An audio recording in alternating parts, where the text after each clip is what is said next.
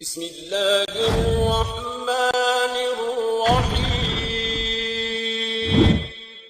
आज मैं आपको एक आदमी की कहानी सुनाने वाला हूँ जिसे सारी दुनिया पागल कहती थी। दुनिया कहती थी कि इससे बड़ा कोई बेवकूफ नहीं है, लेकिन उस बेवकूफ, उस पागल इंसान ने अपनी जिंदगी में क्या क्या कुछ कर दिया, इसका आज भी यकीन नहीं होता। एक दफा क्या हुआ कि एक उस्ताद ने एक बच्चे की वालदा को अपने स्कूल में बुलाया। उस्ताद ने कहा कि आपका बच्चा कभी नहीं पढ़ सकता, इसको जो मर्जी समझा लो, जैसा मर्जी करवा लो, ये कुछ नहीं कर सकता। ये तो सारा दिन क्लास में सोया रहता है और कोई काम नहीं करता। उस्ताद ने उस बच्चे की माँ की बहुत बेइज्जती की और कहा कि इस बच्चे को ले जाओ और ले जाके कोई काम करवाओ, ये कभी नहीं पढ़ सकता। उसकी माँ उसे घर ले आई और खुद ही पढ़ाना शुरू कर दिया, लेकिन वो बच्चा घर में भी नहीं पढ़ता था। उस बच्चे के आसपास वाले बच्चे और लोग उसे बेवकूफ समझते थे। आप उसकी बेवकूफी का जरा अंदाजा लगाइए। एक दफा उसने चिड़िया को देखा जो कीड़े मकोड़े खा रही थी। इस बच्चे ने सोचा कि शायद ये कीड़े मकोड़े खाती है इसलिए उड़ती है। इसके जहन में आया कि अगर इंसान भी कीड़े मकोड़े खाएं तो ये भी उड़ना शुरू कर देंगे। तो इस बच्चे ने बहुत सारे कीड़े मकोड़े इकट्ठा किए और उनको मसल मसल के उनका जूस बना दिया और अपने साथ वाले दोस्त को पिला दिया। और इसने सोचा कि शायद इसने अब जूस पी लिया है, ये भी उड़ना शुरू कर देगा। लेकिन उसका दूसरा दोस्त बीमार हो गया। जब उसकी माँ को पता चला कि इस तरह मेरे बच्चे को जूस पिलाया गया है कीड़ों मकोड़ों का,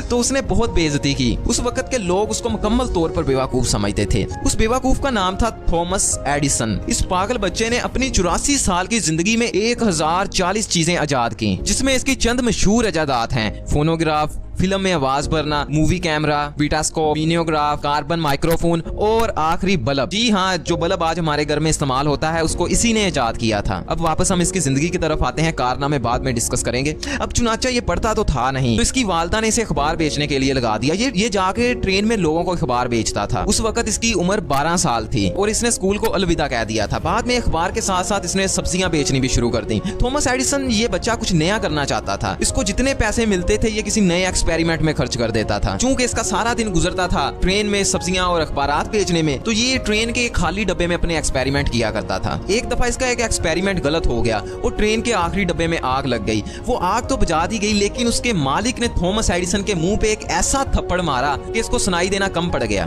और एक और बड़ी अजीब बात, ये थप्पड़ खाने के बाद बड़ा खुश हो गया। इसने कहा कि चलो ठीक है, अब जो लोग बकबक करते थे अब वो नहीं सुनेगी और जो मर्जी बोलते रहे, मुझे उनसे सारे तल्लुकात खत्म हो गए। उसके बाद इसने एक फैक्ट्री में काम करना शुरू कर दिया। इसका ख्वाब उस वक्त पूरा हुआ जब फैक्ट्री में एक मशीन खराब हो गई। इसने अपने मालिक को कहा कि क्या मैं मशीन चेक कर सकता हूं? तो मालिक ने डरते डरते से इजाजत दे दी कि चलो कर लो चेक, तुम भी अपनी तसल्ली कर लो। इस अनपढ़ इंसान ने वो मशीन ठीक कर दी। इसका मालिक बेतहाशा बहुत ही ज्यादा हैरान हो गया। उसने सारी मशीनों की जिम्मेदारी इसे दे दी कि थॉमस साहब अब तुम संभालोगे सारी मशीनें। इसने मशीनों पे तजर्बे कर करके बहुत कुछ सीखा।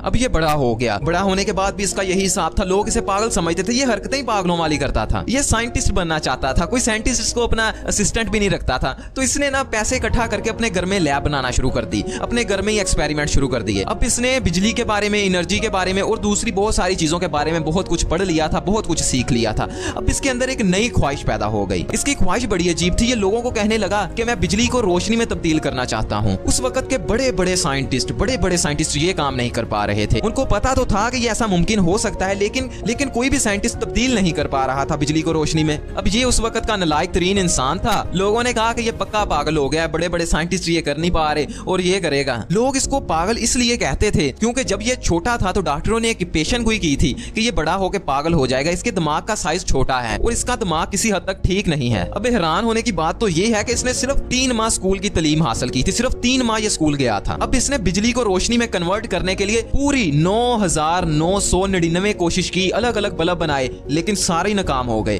फिर इसने आखिरी बल्ब 10,000वीं दफा बनाया तो ये कामयाब हो गया। ये वो पागल बच्चा था जिसने उस वक्त पूरी दुनिया में हंगामा खड़ा कर दिया था। फिर लोग बहुत हैरान हुए, यकीन मानो सारे बहुत हैरान हुए, ये कैसे कर सकता है? ये जो पंखा आपके छत पे लटका हुआ है ये भी इसी ने इजाद किया था। लोगों ने इससे पूछा कि यार तुम 9,999 दफा नाकाम हुए हो। तो इसने कहा नहीं यार, मैं 9,999 दफा नाकाम नहीं हुआ, मैंने 9,999 ऐसे तरीके दरियाफ्त किए हैं जिनसे बल्ब नहीं बन सकता। अच्छा, अब आप में से कुछ लोग कहेंगे शायद ये ज़हीन बहुत ज्यादा था, पढ़ने लिखने की क्या बात है, अगर ज़हीन हो तो इंसान कर ही लेता है। तो इसकी आप जहानत के वाकयात सुने जरा। एक दफा ये बैंक में बिल जमा करवाने के लिए गया तो वहां पर कैशियर ने इससे पूछा कि सर अपना नाम बताएं, तो इसके रंग उड़ गए। इसे सारा कुछ भूल गया, इसे अपना नाम ही नहीं याद था। बाद में इसके मोहल्लेदार जो इसके साथ खड़ा हुआ था उसने बताया कि इसका नाम थॉमस एडिसन है। इतना ज्यादा लायक इंसान था ये, इसका हाफजा बहुत ज्यादा कमजोर था। एक दफा ये खाना खाने के लिए अपने टेबल पे बैठा तो वहीं पे सो गया। अब इसने खाना नहीं खाया था। इसके मुलाजिम को एक चालाकी सूझी, उसने खाना खाए हुए बर्तन इसके सामने रख दिए जब ये 10-15 मिनट बाद इसकी आंख खुली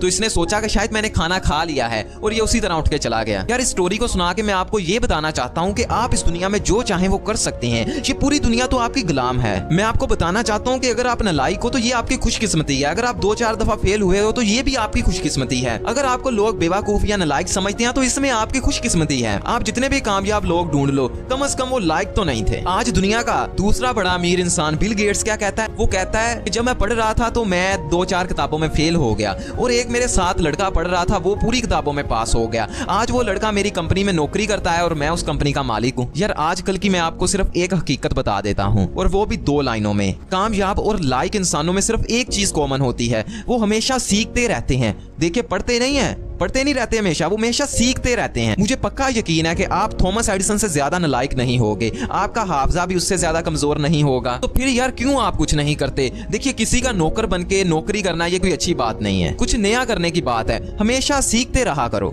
इसी तरह जिस तरह इस वीडियो में आपको सीखने के लिए मिला कि इस दुनिया में हर इंसान जो चाहे वो कर सकता है, और मैं सारी वीडियोस बनाता हूं इसीलिए हूं ताकि आप सीखते रहो, क्योंकि अगर आप सीखते रहोगे ना तो आप कामयाब, तो छोटी सी बात है कामयाबी। थॉमस एडिसन हमेशा कहा करता था किसी चीज में नाकाम होने के बाद एक कोशिश और कर लेनी चाहिए, फिर नाकाम होने के बाद सिर्फ एक कोशिश और कर लेनी चाहिए, इसी तरह नाकाम होने के बाद सिर्फ एक कोशिश और कर लेनी चाहिए। आजकल हमारे पाकिस्तानियों की सोच कुछ ऐसी है, ये कहते हैं कि जो भी आता है इस दुनिया से उसे लेते जाओ, खींच लो जो भी मिलता है इस दुनिया से। अब मेरी बात एक जरा गौर से सुनना, ये दुनिया उन लोगों को याद नहीं रखती जो इससे लेते हैं, ये दुनिया उनको याद रखती है जो दुनिया को कुछ देते हैं। देखो हर माह हजारों लोग सरकारी नौकर लगते हैं, सारी उम्र नौकरी करते हैं, दुनिया से पैसा लेते हैं, सरकार से पैसा लेते हैं और फिर मर जाते हैं। मरने के ठीक 4 से 5 माह बाद उसकी औलाद के सिवा उसे हर कोई भूल चुका होता है, किसी को वो किसी तरह भी याद नहीं रहता, क्योंकि वो तो सारी उम्र दुनिया से लेने का सोचते सोचते ही मर गए। उन्होंने तो कभी सोचा ही नहीं कि दुनिया को कुछ नया दें। आज दुनिया में सबसे ज्यादा जो नाम बोला जाता होगा ना, वो होगा